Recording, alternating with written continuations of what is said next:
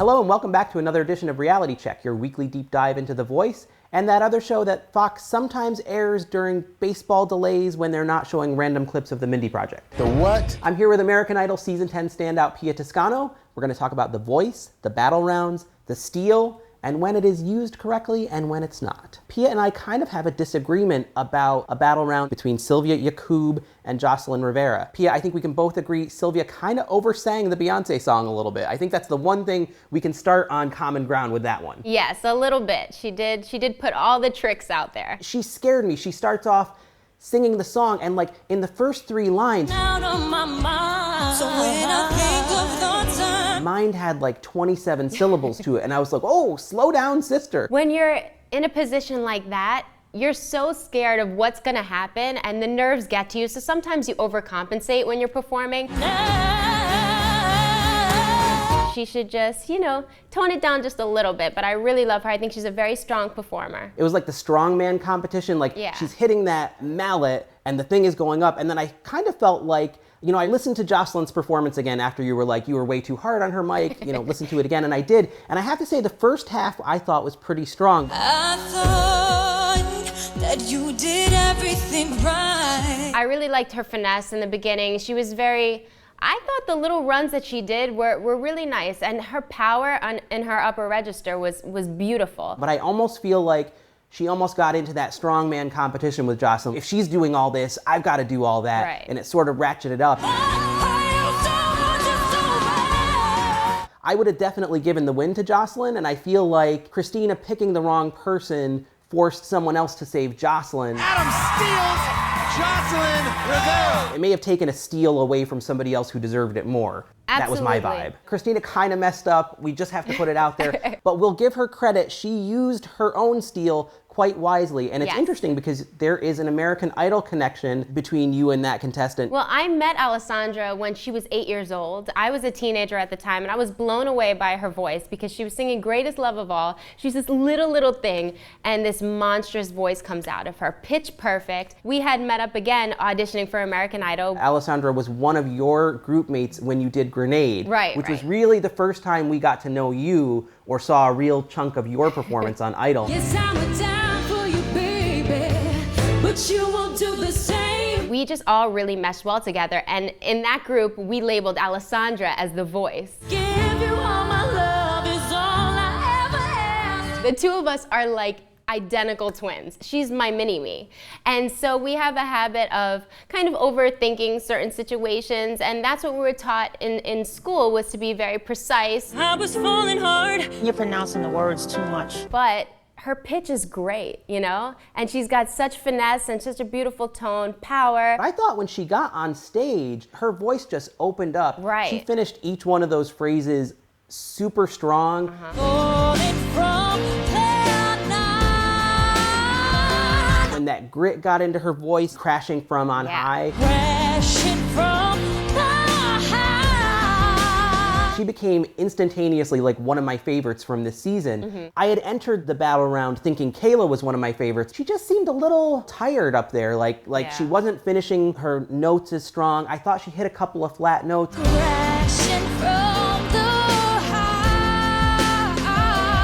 I really like the way she broke up some of her phrasing and her words, but you never know. It's really hard. I remember being on Idol. It's very difficult to hear.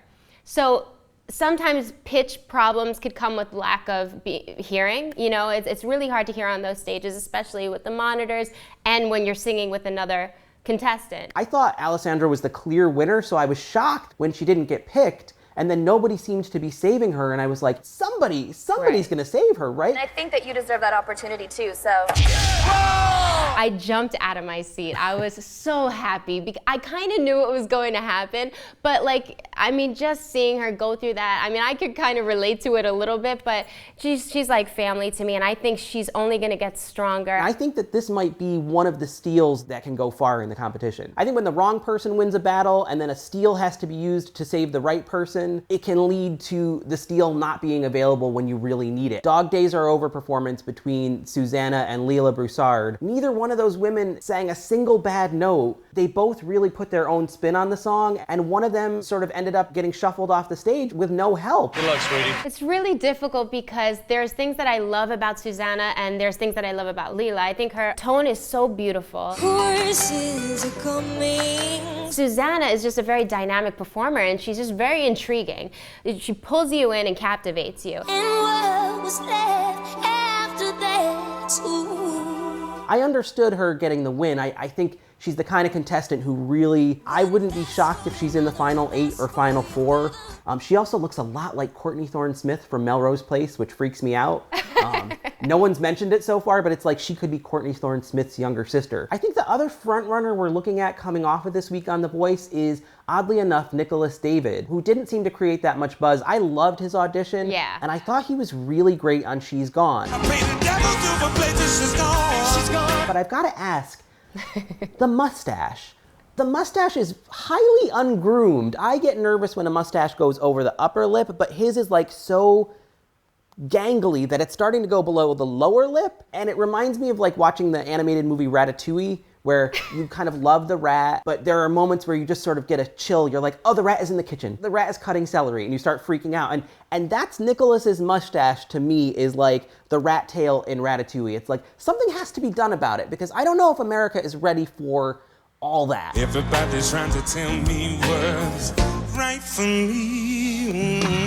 I kind of like that he's really laid back, and maybe going forward they will tell him to, you know, trim it up a little bit, but that's his thing, and that's what makes him so different because everybody's kind of like well groomed and stuff, so that's really what sets him apart from everybody, and he's kind of got that whole hippie vibe going on, and I really like it. I mean, it keeps us interested because we want to see what he's going to look like next week. It's true. You're not going to forget him once you've seen him either. You're not going to confuse him and be like, was he the guy who sang? Like, no, you know he's the one who was up there singing Hall & Oates. They haven't shown footage of his hometown or where he lives, but I'm just like picturing a yurt in some kind of a commune village, and you know everybody's growing squash out back, and it's just, you know, maybe they gather around the campfire at night and everybody can sing. I don't know. That's where my mind goes when I watch Nicholas, but I think it's going to be an interesting thing to see how he does on the show. I'm full of joy.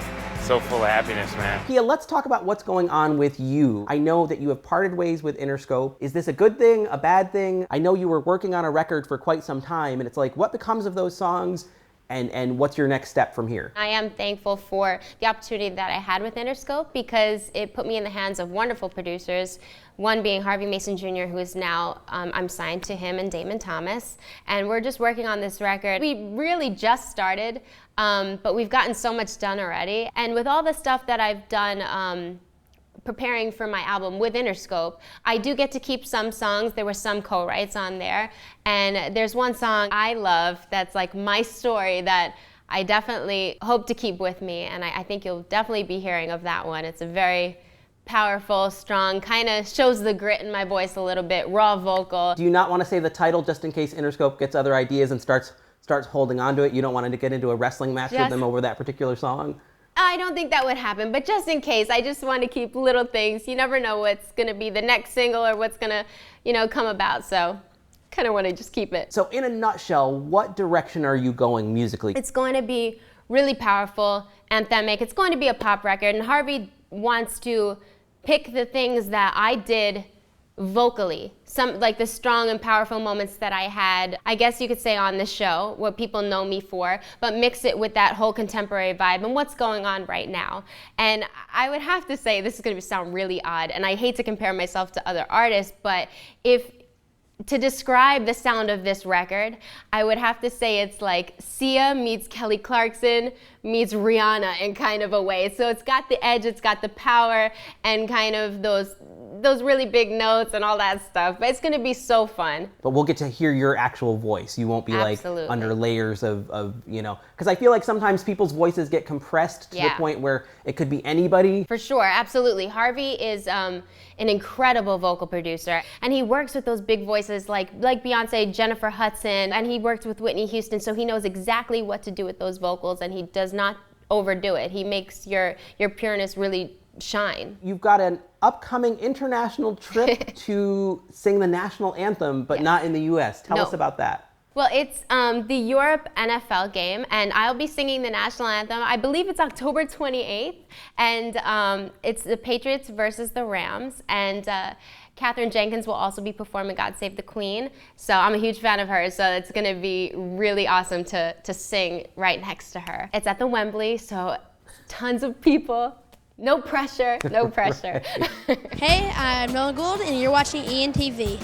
Hey, I'm Rico Rodriguez from Modern Family, and you're watching ENTV. My name's Chris Pratt, and you are watching ENTV.